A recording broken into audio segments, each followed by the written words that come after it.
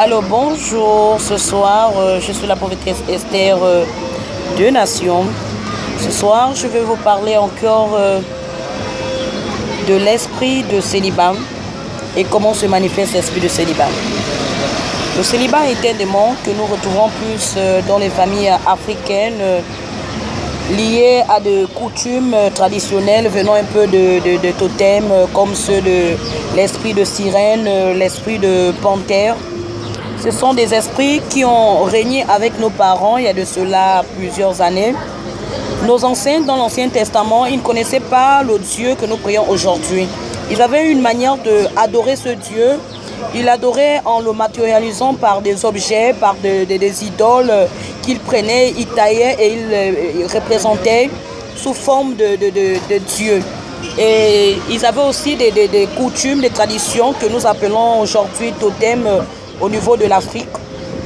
Ces totems, c'était vraiment des animaux comme la panthère, il y avait des chauves-souris, il y avait de léopards, il y avait de lions, il y avait de musaraignes, il y avait beaucoup d'animaux que nos parents à l'époque, ils prenaient comme des dieux, ils vénéraient ces animaux et lorsqu'ils vénéraient ces animaux, ils prenaient, ils les consultaient, ils les mettaient comme si c'était vraiment des dieux que nous devons adorer chaque jour.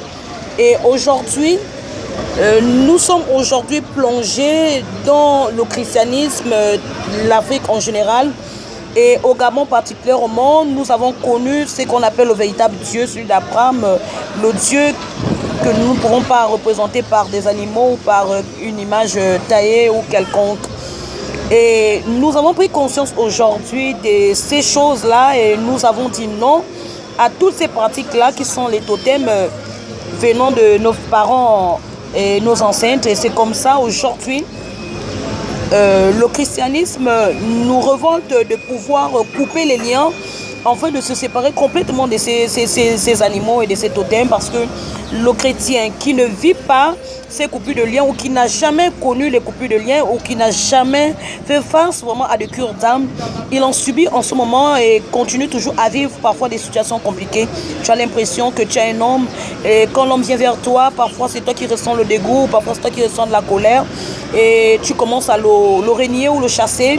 Et lors de rapports sexuels, parfois tu ne ressens rien parce que tu le détestes ou tu ressens un découragement profondément, mais tu ne te rends pas compte que c'est lié à ces totems-là qui sont en toi par le lien maternel que tu as reçu de ta maman ou par le cordon ombilical ou par le sein maternel ou par le lien du sang et le lien du nom. Nous avons plusieurs manières que l'homme chrétien peut rester vraiment immobilisé et impacté par ces totems-là. De quelle manière? Je vais vous expliquer. Il y a plusieurs manières que nous pouvons vraiment être victimes de ces totems-là. Nous avons le lien de nom, nous avons le lien de sang, le cordon ombilical, l'allaitement maternel. Et comment faire pour pouvoir sortir de ces pratiques aujourd'hui qui nous font vraiment la guerre aujourd'hui en Afrique? Il y a plusieurs méthodes. Nous avons le psaume 51 qui est une vraiment puissance très forte. Et le psaume 51 fait référence à un travail de coupure de liens et de la purification. David s'était rendu compte que malgré les oppressions, malgré le fait qu'il était chrétien, qu'il priait, qu'il avait la victoire sur ses adversaires, mais il se rendait compte que quelque part, il y avait quelque chose qui le retenait toujours en captivité. Il sentait qu'il y avait une force en lui qui l'exigeait et le poussait de faire ce qu'il ne voulait pas faire. Et à chaque fois, il tombait dans le péché qu'il ne voulait pas vraiment tomber.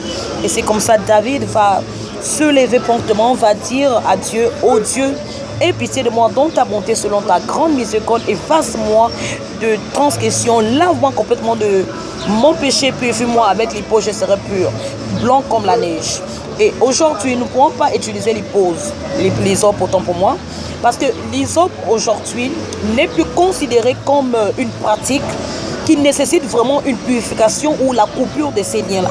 Parce qu'il y a un seul nom et un seul sang qui est venu, qui a coulé sur la croix de Golgotha, celui de Jésus-Christ de Nazareth, et qui a le seul mandat aujourd'hui de pouvoir nous effacer et nous écarter, nous séparer de cette pratique, de ces totems-là.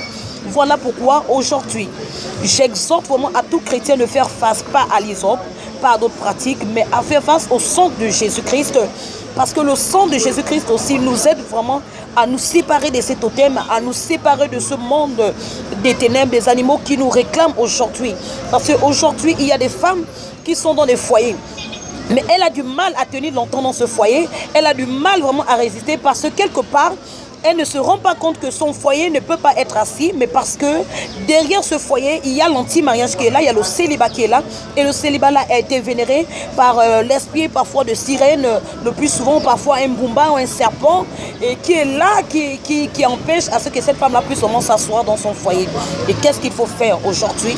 Je demande et j'exhorte vraiment à toutes ces femmes-là qui en subissent de pouvoir vraiment proclamer le sang de Jésus chaque jour et nuit et jour, de faire face toujours au sang de Jésus parce que c'est le sang de Jésus-Christ qui a la mobilisation de pouvoir immobiliser tous ces animaux, ces totems-là.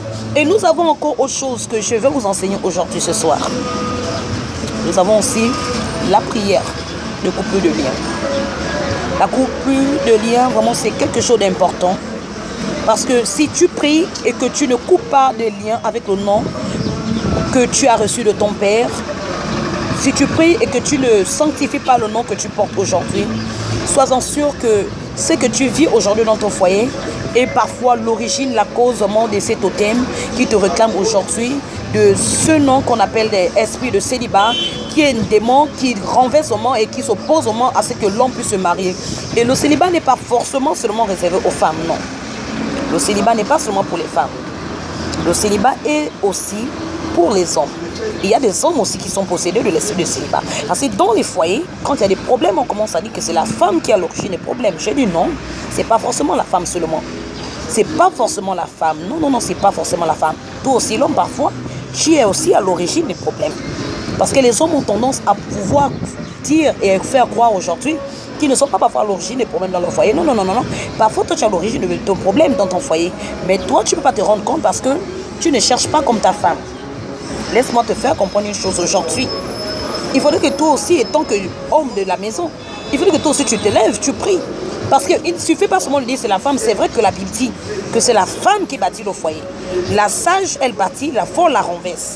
Mais je dis aussi, l'homme aussi a sa part de responsabilité dans le foyer aussi. Parce que si l'homme aussi est vraiment esclave de l'esprit de célibat, si l'homme est enraciné aussi dans l'esprit de sirène, si l'homme est pris en captivité dans le célibat, même si la femme est une femme qui n'a pas l'esprit de célibat, peut se lever et se marier, ce mariage aurait un lieu pendant 1 temps, 2 ans, 3 ans, 4 ans, 5 ans, cet esprit toujours serait là pour réclamer le mari ou la femme, ou soit va se lever par des discussions, va se lever par des critiques, va se lever par des bagarres, parfois l'esprit de rejet, parfois l'esprit de colère, l'esprit de haine, qui va commencer à rentrer dans le couple et les deux ne vont plus se comprendre. Et le célibat n'est pas parfois obligé de réagir par des discussions, non. Il y a des célibats qui réagissent même peu très silencieusement par parfois l'échec financièrement.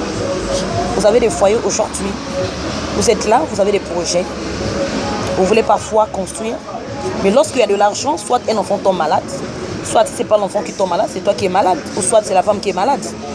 Tu te poses des questions, et quand vous avez vraiment un projet de la tontine, ou parfois c'est un crédit que vous allez remarquer qu'au moment du projet, c'est là où une situation grave descend, ou parfois c'est une famille qui tombe en décès, et c'est toi qu'on demande de sponsoriser le décès. Parfois c'est un parent plus proche, ou une personne intime que tu as perdu et tu es obligé de pouvoir financer. C'est une forme de célibat aussi, qui empêche à ce que tu puisses te marier. Donc voilà pourquoi est-ce que j'interpelle aussi les hommes également de se lever et de faire face à ces situations, parce que le célibat vraiment fait beaucoup de ravages dans notre pays. Vraiment en Afrique, généralement, nous sommes vraiment victimes du célibat. Et le célibat n'est pas un démon que nous allons prendre par négligence. Parce que nous prions, nous chassons le démon, mais nous négligeons ce côté-là. Et parfois, les gens vont jusqu'à se marier, à mettre la bague, comme particulièrement mon cas. Si tu te maries et que tu portes la bague, si tu n'as pas vraiment fait un travail approfondi, sache que quel que soit le nombre de temps que ça prendra, le célibat va te réclamer.